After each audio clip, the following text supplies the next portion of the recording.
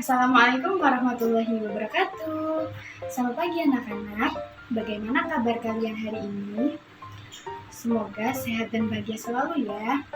Sebelum kita memulai pembelajaran hari ini, lebih baiknya kita berdoa menurut kepercayaan masing-masing. Berdoa dimulai. Selesai. Sebelum memasuki pembelajaran hari ini, kita akan mengulas materi minggu lalu ya. Minggu lalu kita sudah mempelajari mengenai teks eksplanasi. Ada yang ingat teks eksplanasi itu apa? Jadi, teks eksplanasi adalah teks yang berisi penjelasan mengenai suatu fenomena atau peristiwa, baik fenomena alam maupun fenomena sosial yang terjadi dalam kehidupan sehari-hari. Fenomena alam yang dimaksud bisa berupa tanah longsor, gempa bumi, gunung meletus, kebakaran hutan, dan proses bentuk lainnya yang berkaitan dengan fenomena lainnya. Untuk hari ini kita akan mempelajari mengenai teks prosedur. Pernahkah kamu membuat atau melakukan sesuatu?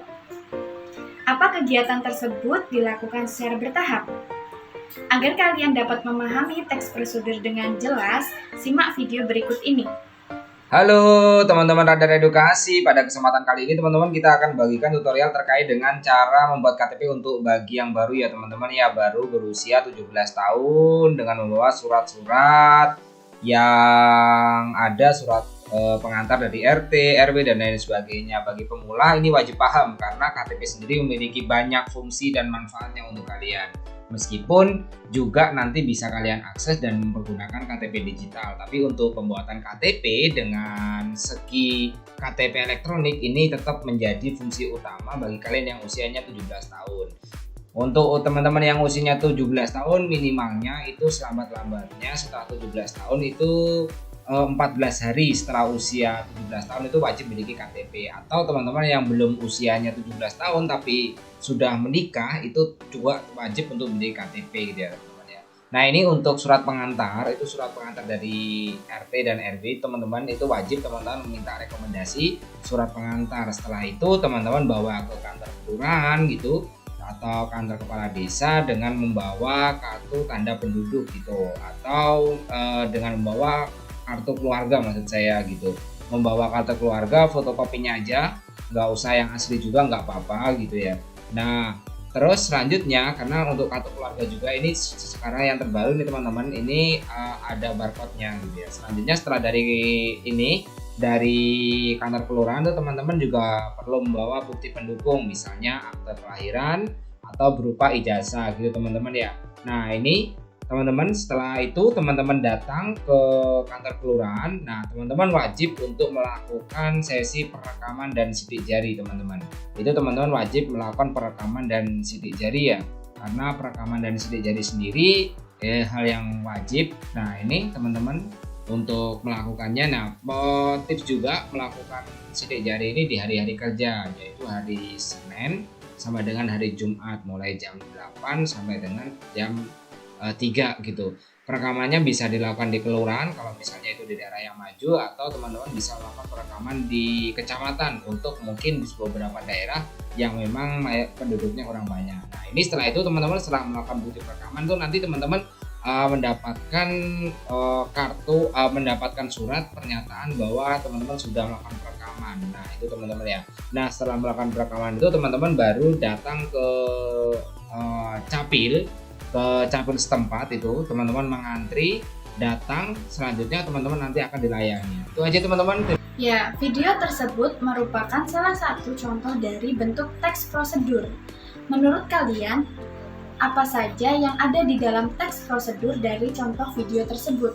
Dalam video tersebut terdapat beberapa langkah atau proses dalam pembuatan e-KTP secara terstruktur. Langkah-langkahnya yaitu yang pertama, penduduk wajib KTP harus datang dengan membawa surat panggilan mendatangi tempat pelayanan. Yang kedua, petugas melakukan verifikasi data penduduk yang ada pada database. Yang ketiga, petugas operator melakukan pengembalian dan perekaman pas foto. Yang keempat, penduduk melakukan perekaman tanda tangan. Yang kelima, penduduk melakukan perekaman seluruh sidik jari tangan dimulai dari tangan kanan kemudian tangan kiri. Yang keenam, petugas membutuhkan tanda tangan dan stempel pada surat panggilan yang sekaligus sebagai tanda bukti bahwa penduduk telah melakukan perekaman pas foto, tanda tangan, dan perekaman sidik jari. Yang terakhir, penduduk pulang ke rumah masing-masing dan menunggu panggilan berikutnya untuk mengambil EKTP. Video tersebut kita bisa memahami apa sih itu teks prosedur.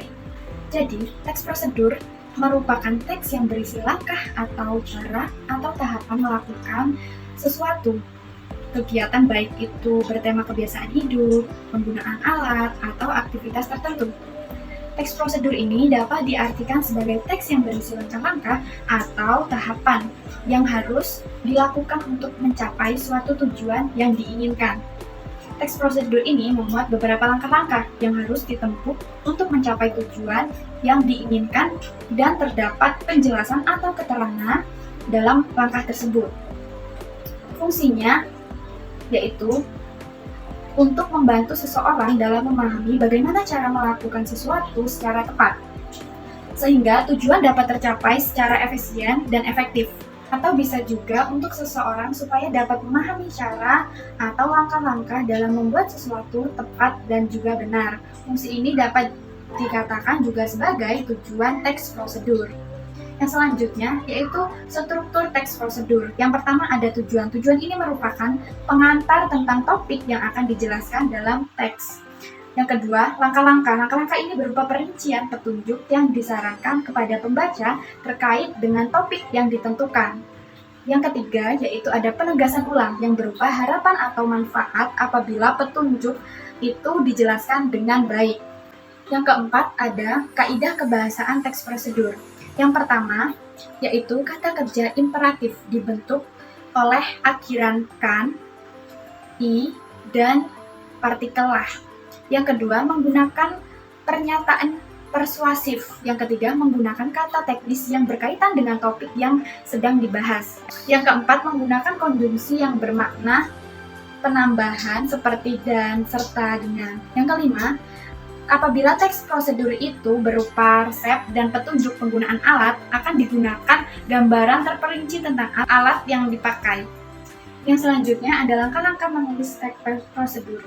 Dalam menulis teks prosedur ini, kita mempunyai beberapa langkah-langkah. Yang pertama yaitu menentukan topik terlebih dahulu sebelum membuat teks prosedur. Sebaiknya tentukan topik yang akan dibuat. Jadi kamu bisa mencari sumber dari buku, internet, dan jurnal untuk menyusun topik. Yang kedua yaitu menentukan tujuan teks prosedur berisi tujuan untuk memudahkan pembaca mendapatkan informasi dan langkah-langkah yang tepat. Yang ketiga, mengumpulkan informasi. Kamu bisa mencari sumber informasi dari media cetak dan media elektronik. Informasi ini berguna untuk membuat kalimat teks prosedur sehingga bisa dikembangkan lebih jauh.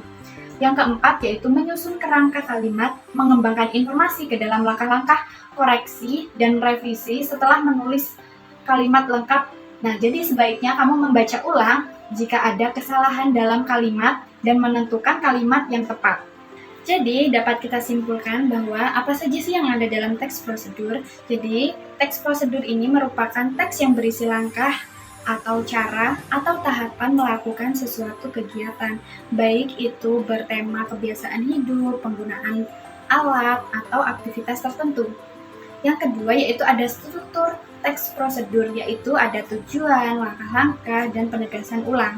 Yang terakhir itu ada kebahasaan teks prosedur, yaitu ada kata kerja imperatif, pernyataan persuasif, kata kerja teknis, konjungsi penjumlahan, dan yang terakhir ada deskripsi alat. Sekian materi pembelajaran teks prosedur untuk hari ini yang telah Ibu sampaikan, semoga dapat dipahami. Untuk pembelajaran kali ini, apakah kalian merasakan manfaat dalam mempelajari struktur dan kaidah kebahasaan teks prosedur? Bagaimana menurut kalian yang sulit dan kurang dipahami pada materi teks prosedur hari ini? Bagian manakah menurut kalian yang mudah dan menyenangkan dalam mempelajari materi teks prosedur hari ini. Untuk pertemuan yang akan datang kita masih membahas mengenai teks prosedur, tapi kita langsung membuat teks prosedur tersebut. Jangan lupa belajar, tetap semangat. Sebelum kita akhiri pembelajaran hari ini, lebih baiknya kita membaca doa. Berdoa dimulai.